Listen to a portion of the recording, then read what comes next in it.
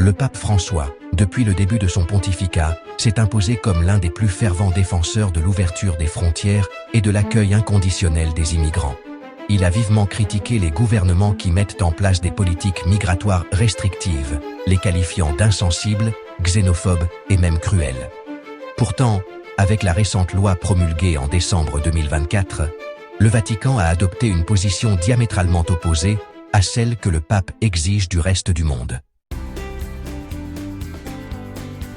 Cette nouvelle réglementation prévoit de lourdes sanctions pour ceux qui entrent sans autorisation sur le territoire du Vatican, y compris des peines de prison pouvant aller jusqu'à 4 ans et des amendes pouvant atteindre 25 000 €.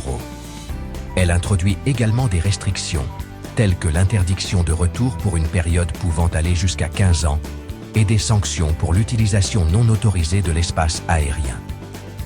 En somme, le Vatican lui-même, qui ne fait même pas un demi-kilomètre carré, a blindé ses frontières avec une législation qui ferait rougir n'importe quel gouvernement européen accusé par le pape de fermer ses portes aux migrants. Où est donc passée la compassion pour le migrant? C'est là que le deux poids, deux mesures apparaît de manière flagrante. Alors que François reproche à des pays comme l'Italie, la Hongrie ou les États-Unis de chercher à réguler l'immigration clandestine pour protéger leur souveraineté et leur sécurité nationale, le Vatican impose des mesures bien plus drastiques à l'intérieur de ses propres frontières. C'est ce que l'on appelle familièrement « faire ce que je dis, pas ce que je fais ». Exiger des autres qu'ils ouvrent leurs portes sans réserve, tout en fermant les siennes hermétiquement. Si le pape croyait réellement à l'ouverture des frontières comme un impératif moral absolu, le Vatican devrait être le premier à montrer l'exemple, en autorisant le libre accès à quiconque cherche refuge ou assistance. Or, la réalité est que son État est l'un des plus fermés au monde, avec un contrôle d'accès extrêmement strict, et maintenant avec des sanctions bien plus sévères que celles de nombreux pays qu'il a critiqués. Ce n'est pas seulement un acte d'hypocrisie, mais une manipulation flagrante du discours moral. La question essentielle est la suivante.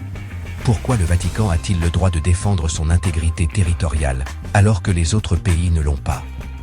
Pourquoi, lorsque l'Italie, la Pologne ou les États-Unis tentent d'imposer des règles similaires, sont-ils taxés d'insensibles et contraires à la compassion chrétienne?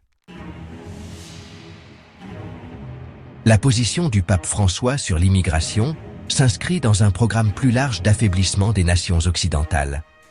En encourageant l'immigration de masse en Europe sans exiger de réciprocité pour son propre État, il contribue à la dissolution des identités nationales et à une crise de souveraineté qui frappe particulièrement les pays chrétiens. Pendant ce temps, le Vatican se protège de tout flux migratoire incontrôlé potentiel, assurant ainsi sa propre stabilité interne. Le fait que le Vatican renforce ses frontières juste avant le jubilé de 2025, alors qu'un afflux massif de pèlerins est attendu, prouve que la sécurité et l'ordre sont effectivement des priorités pour l'État du Vatican. Pourtant, lorsque d'autres pays soutiennent exactement la même chose, ils sont accusés d'inhumanité. La loi sur l'immigration du Vatican, adoptée en décembre 2024, est la preuve ultime du deux poids, deux mesures de François. Il n'y a aucune justification à condamner la protection des frontières dans d'autres pays, tout en renforçant les siennes. C'est le comble de l'incohérence et un message clair que le pontificat de François ne repose pas sur des principes universels, mais sur un programme idéologique qui impose aux autres des fardeaux qu'il n'est pas disposé à assumer lui-même. Cette contradiction devrait ouvrir les yeux à de nombreux fidèles qui ont cru au discours de François sur l'immigration. La compassion et l'hospitalité sont des valeurs chrétiennes, mais elles ne peuvent être utilisées comme des armes pour affaiblir certains tout en protégeant les autres.